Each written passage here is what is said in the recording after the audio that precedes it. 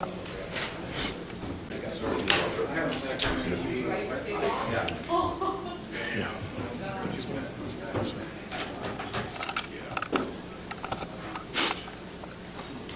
up, guys? Hello. Hello.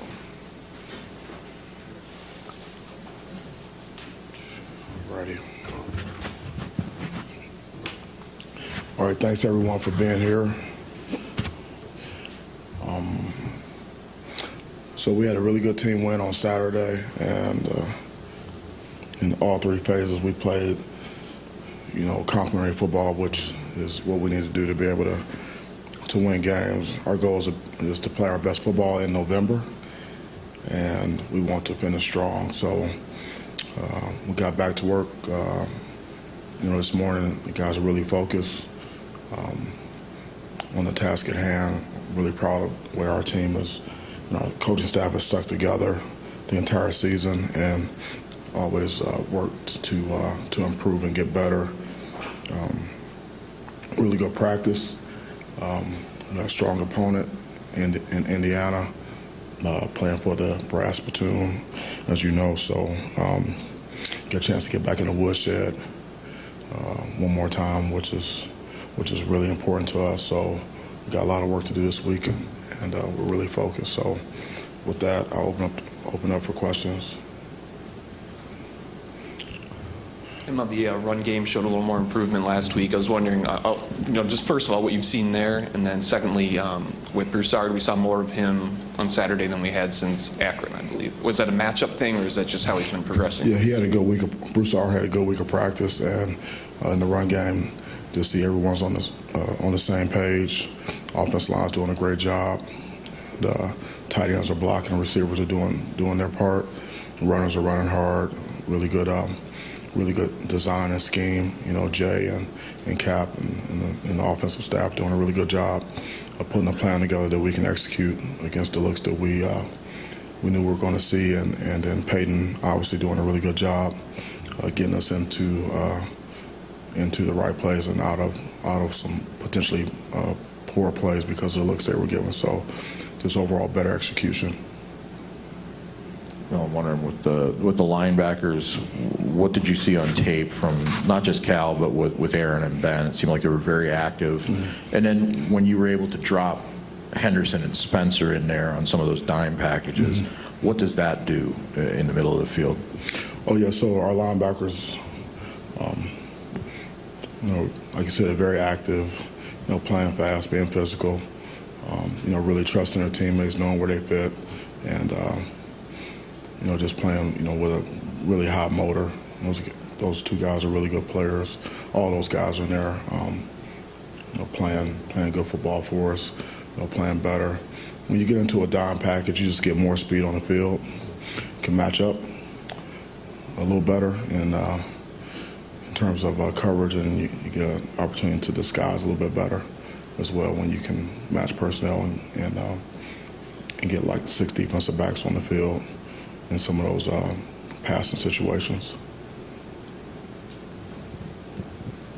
Keon mentioned last week that he had started to see different defensive coverages on him, and more. I think Illinois put their top corner on him a little bit. Is that something that you're seeing more and more throughout the season? The way people are playing him and sort of respecting him, and is that going to be the next step for him? A little bit dealing with different coverage. Yeah, well, obviously he's a really good player, and we have other good receivers, obviously. So, but I think we can expect to see some more split safety coverages and some roll up situations, and as we go, and that's why we have to be able to run the ball. We can't let people line up in split safety coverages and be able to stop our run game.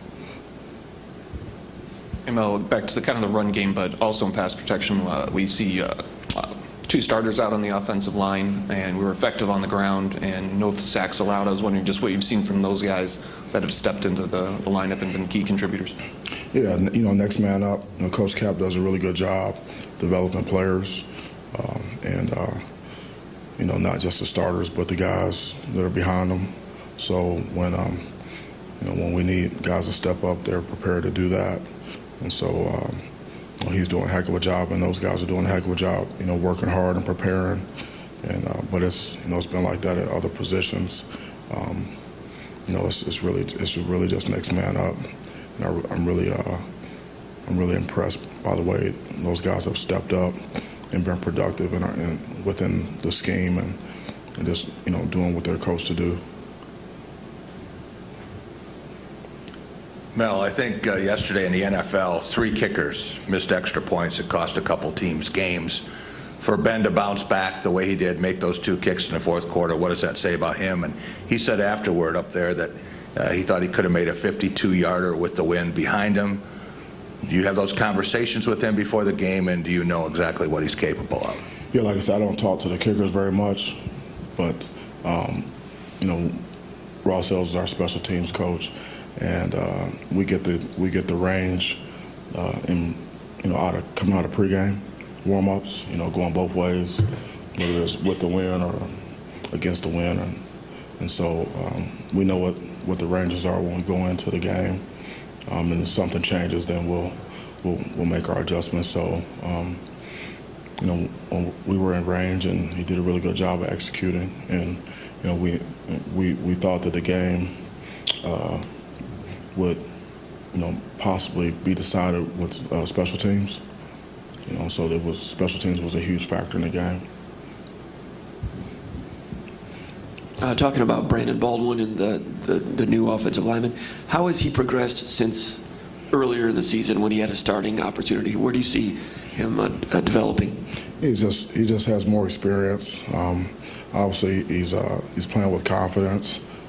He's a big man. He's athletic, and he's developed into a very productive player. But he's just got more experience. He's been on the field, a lot more. Yeah. Mel, as you get to this point in the year, every year, and you get like a final home game for people, and you see guys are late in their careers with time running short. I'm wondering if the conversations with guys you've known for, in this case, for a couple of years, change if you have sort of in-depth life conversations with guys and sort of where you are with the relationships with some of the guys that are time is short in your program. Yeah, well, we always have life conversations. That's part of coaching and teaching and leading, and so we just want to honor our seniors by playing as hard as we can and giving them the best chance to finish strong. But certainly guys are just focused on this next game, and that's what's most important right now is our preparation and stacking days here this week in preparation for this last home game. So really that's our focus right now. Mel, I'm wondering what stands out to you about Indiana's passing game, and you guys have played some good ones. Are there any similarities in terms of how they try to stress you with some other teams you guys have faced? Yeah, well, they have some really good players. They like to spread you out. Quarterbacks have really strong arms, and they'll take shots, and they pretty much they do it all. They got the screen game, and they got the short pass game. They'll hit you deep. They get the ball and they move it around. They have a really good tight end that they like to scheme and try to get the ball to him. They have the potential to be very explosive. And Mel, obviously your whole focus is on this one game, but for you guys, what you've gone through this season, what would it mean to get that 6th win and become bowl eligible? And what that guarantees more practice, another game, all that. Yeah, well, we talked this morning about not really talking about becoming bowl eligible. Just focus on playing our best game of the season, our best 60 of complimentary football, and focusing on what it takes to be able to get what we want on Saturday, and that's a process. So we're not focusing on the outcome. We're really focusing on the day-to-day process of stacking days. What do we have to do each and every day to prepare the required work and then the unrequired work on and off the field. That's really where we have a very narrow focus. We can't get ahead of ourselves. There's certain things that we have to do in preparation for the opportunity on Saturday, and that's our process. That's our mindset. Mel, I'm wondering, kind of revisiting the situation with the 8 players. We got after the game that the police report had been sent to the prosecutor's office. I guess for you guys internally, what are the next steps that you go through, and is it still, does it remain day-to-day, or when do you make those determinations? Yep, we don't have it. I don't have any new information, so it's still, day-to-day for us. Going off of that, are you at all frustrated with how long the investigation has taken, or do you feel like your team's in limbo just with the decision that you made with the players that you've suspended? Yeah, I don't judge it good, bad, right, or wrong. It's just, it is what it is. And based upon the information we have, we decide what we need to do next, and we're focused on this game coming up. Looking at the last 4 games, 3 wins out of those last 4, what do you think? You mentioned complimentary football, but what do you think is the difference over that span, maybe prior to those 4 games? Yeah, well, that's a great question. There's a lot that goes into it. We're just executing better. In all 3 phases, we have guys that have, more experience, playing the game out there, and they're starting to become more productive and more consistent. So, just developing, on the field, and so, we stay really steady in our preparation and in our teaching, really stay really focused, and when you do that, you should improve and get better, and we want to play our best football in November. So that's really what's happening in a nutshell. It's not anything. It's not anything like it's incremental progress, like day to day to day to day, and it's just like kind of like an ice cube melting. It's -10, -9 and 8, 7, you don't see anything happening, and then all of a sudden you get to the point where the temperature's high enough where it starts to melt, and then it looks like it might have been something that just happened all of a sudden, but it's been in the process that whole time. That's kind of what's happening right now. Defensively, we've obviously been able to show improvements and keep the score down, but run defense, I think it's 7 straight games you guys have allowed in 100-yard individual rusher. Is there anything schematically, or is it opponents or what that's contributed to giving up a lot of yards on the ground, including this last week? Yeah, so the scheme is sound. We don't really have schemes that aren't sound. We really don't believe in that. Everything we have is it's adjusted out to all the formations. It's gap sound, whether they're base defense or whether it's some type of movement or some type of pressure. Everything is pretty much on paper sound and solid. It comes down to execution for us. Everyone's got to do their job in the run game. Perimeter run force was an issue for us in the last game. Really, from the C gap out, and so we just have to do a better job with that. But as we prepare this week, we know we're going to be tested, and we have to play better, in the run game. We just have to do that, and they do a nice job. They have good runners, and they're physical. Indiana's one of the more physical teams that you're going to see in the conference. I mean, they play really hard, and they're physical. So we know what we have to do. It's just a matter of preparation and execution on Saturday. But I feel good about the scheme and putting our guys in position to make the plays. We just got to play with better fundamentals in order to make the plays that we're supposed to make. And our tackling has not been consistent.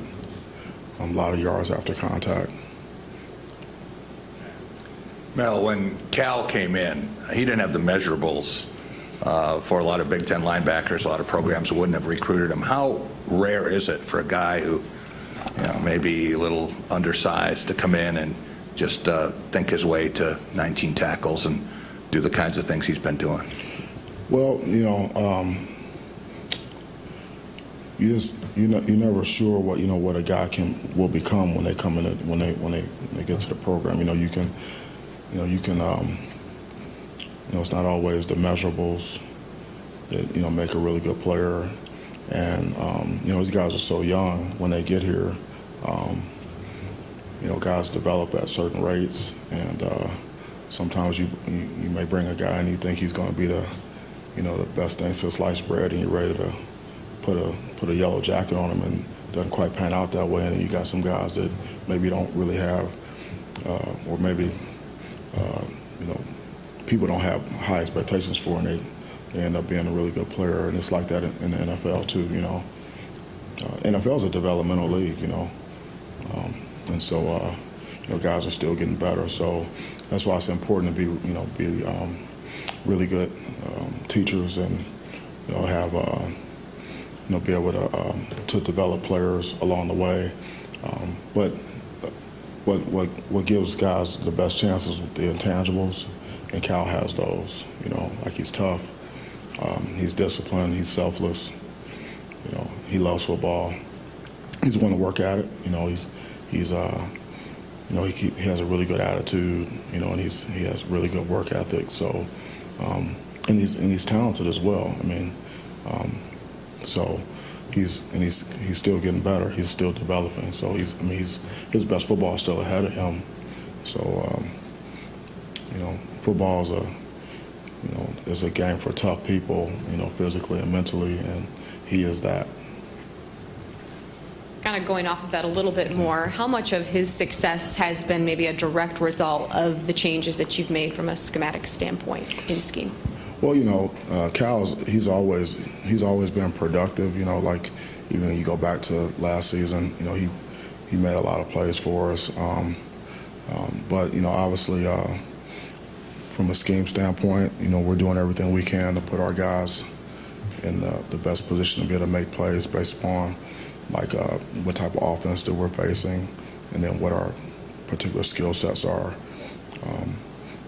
And making the best use of the guys that we have on the field. And so, Scotty and the defensive staff have done a really nice job, looking at the guys that we have, up front, and then at the second and third level, and saying, okay, here's what we think we need to be able to do with the guys, and then teaching those things and presenting those concepts to those guys so that they can understand it and play fast. And as we continue to, grow and develop defensively, guys are playing faster, and we're able to do a few more things, which, and as long as the guys know what to do, they can play fast, and it makes it a little bit tougher on the offenses. But guys like Cal, he never comes off the field, so he's always right in the middle of the action. So as long as he can read his keys and diagnose and run, and get off blocks, he's going to make a lot of plays, and that's what you're seeing. Mel, in the back, you mentioned incremental progress, but do you see the team playing with more confidence in the last 4 games rather than maybe earlier in the season, especially some of the younger guys? Yeah, well, that's what happens when you have experience and you start to have some success. Sometimes it doesn't, with the individual players, the success is not reflected like in the score of the game, but sometimes you can maybe not win the game, but certain guys are still making progress and getting better, and then that's where we have to keep our focus. That's what we've done, like saying, okay, hey, these are things that we can't accept, okay. So we need to get these things cleaned up. But here are some areas where we're getting better. Make sure the players understand. Hey, this is good. Continue to do that. Continue to get better. Now let's work on this, and let's try to put it all together. And so when guys do that and they start to see improvement in themselves, like in practice and on film, then they can have confidence going to the game, and they go in the game and make plays, and it kind of is like a snowball effect. And then we have, multiple guys that are in that boat, in that category that have been doing that this season. Whether they're young players, or they might not be young, but they're inexperienced, or they've gotten in there, got the experience. taking some lumps. Really tough guys that very resilient and relentless, and they trust the process and if you just stick with it and block out the noise and stay focused, and you can get better. And that's our goal every day. That's why we just really just take it one day at a time. Can't get ahead of ourselves.